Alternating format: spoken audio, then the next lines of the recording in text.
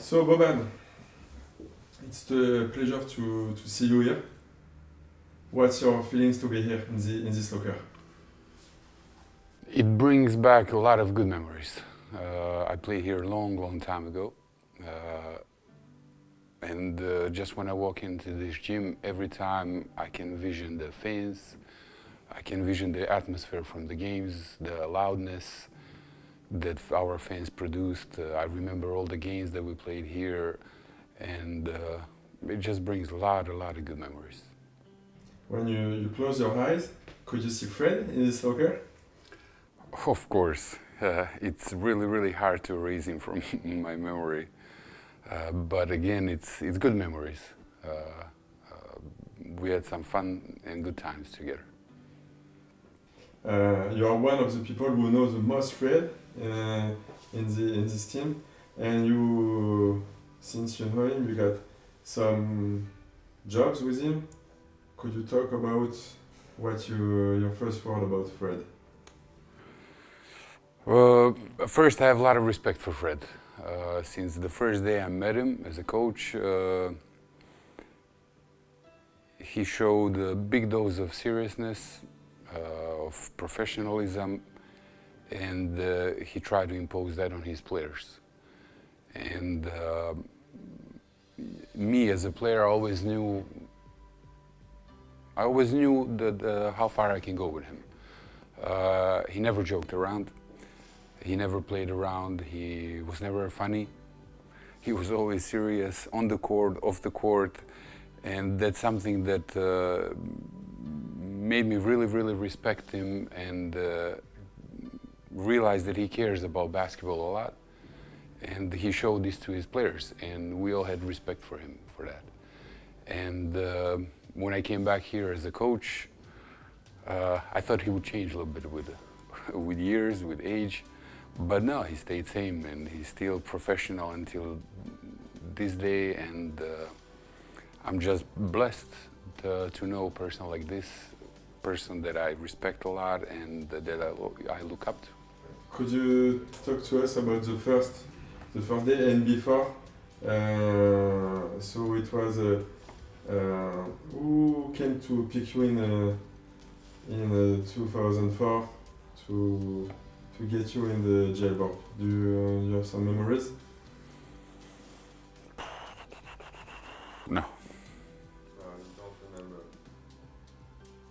I have no idea. I was 15, no. 20. 19. 19 years ago. Okay. No, I don't remember. You don't remember. So, these 2 seasons, 2 pretty crazy seasons. The first part of the history of the club, and you maybe not achieving some goals, but quite achieve some goals. You understand what I mean? Yeah. With the final. Could you talk to us about this? When I first got to Bourg, I didn't know much about the town, about the club, the size of the town. I thought it would be bigger than when I first came here. When I came, my first impression was that it was a small town, small club, but everybody lived for it. Everybody felt the atmosphere, everybody enjoyed. Winning or losing, our fans were with us. I remember the games where we would lose 20, 30 points, and they would wait for us outside of the gym with music, with drinks, dancing, singing with us. They just didn't care. They loved us for the players, they loved us for the club, and that's my biggest memory. Now, when I played here, I think we had one of the smallest budgets in the league. But we had some of the best results in the history of the club. So I was happy I was a part of it. As you mentioned, we reached the final of Semaine des As in 2006, which was a big surprise. We beat Portes in quarterfinals, which is EuroLeague team. We beat Nancy, they played EuroLeague also. And it was just a big surprise. And for the club, they had such a small budget, which was I think 5 times less than now. It was a big success, and I can't forget the happiness of our fans, of the whole city, of everybody in the club. And I'm just grateful that I was a part of something big back then. And also I'm happy I'm a part of something big now as a coach. So, but Fred Sarre had one of the biggest impacts why this was happening. He was a great coach, he was a great person. He knew how to put himself as a leader. He knew how to put trust into his players, so we can trust him, and we followed him, and they gave us a result. And when he was here, just before he was in Pau, the biggest club in France, and he won the three trophies in a row in the scene. Did you know that when?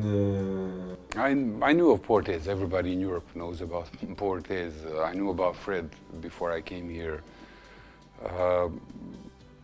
But like I said, I was a little bit surprised. I thought this was a bigger city. This was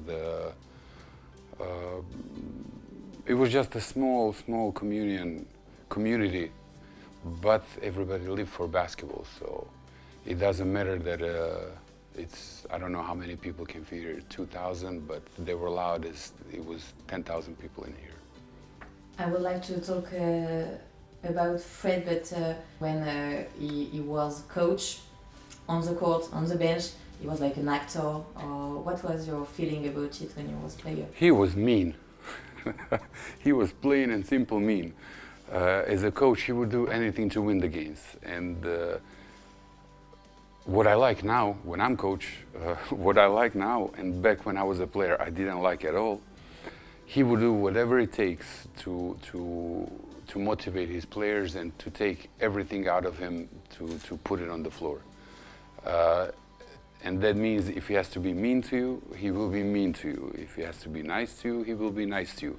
He knew how to manage his players, and I really have a lot of respect for him, and I learned a lot from him. And he's one of the best coaches that I had as a player. This morning we interviewed the president, and he told us that when you were defending, you are not 5 players, but 6 players were defending with Fred when he was coach. Yes, I think he would lose every game 5 or 6 kilos. He was more active than most of the players on the court.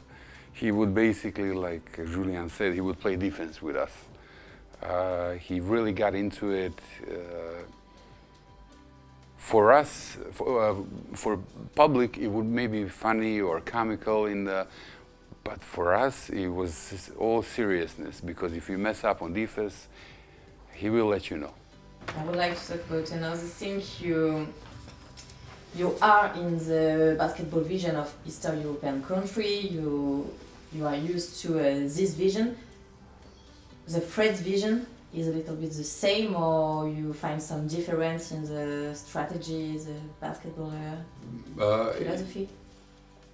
He understood basketball perfectly. For me, the biggest good thing from him is he knew what to expect from the players, and he never made his players do something they're not capable of doing. So if you can shoot, you will shoot. If you can drive, you will dribble and drive. If you can rebound, you will rebound. He always put every player perfectly in his position, and he knew how to recognize that. And during his years of coaches, he proved he did that pretty well. End of this first parenthesis as a coach. Several years later, he came back to the JL Bourg, and he became sports director, sports manager. And you left too. You came back too. Your story on the same way, finally? But yes. Well, he was the biggest reason I was here as a player, and now he's the biggest reason that I'm here as a coach, assistant coach. But maybe it's destiny or whatever you call it. We had the same way, playing here, leaving, coming back here, and for me, I'm just happy to be around people like this. It was him who called you to come back? It was his idea for me that maybe I should come and try to be a coach. And I was doing this in Montenegro, and as soon as the opportunity came for me to come here, I accepted it and basically came right away. Now your roles are different by his side and your side. You're now an assistant coach. Your relation is I suppose, different, but the feeling was natural between you. Well, like I said in the beginning, he's always serious, but I managed to soften him up a little bit.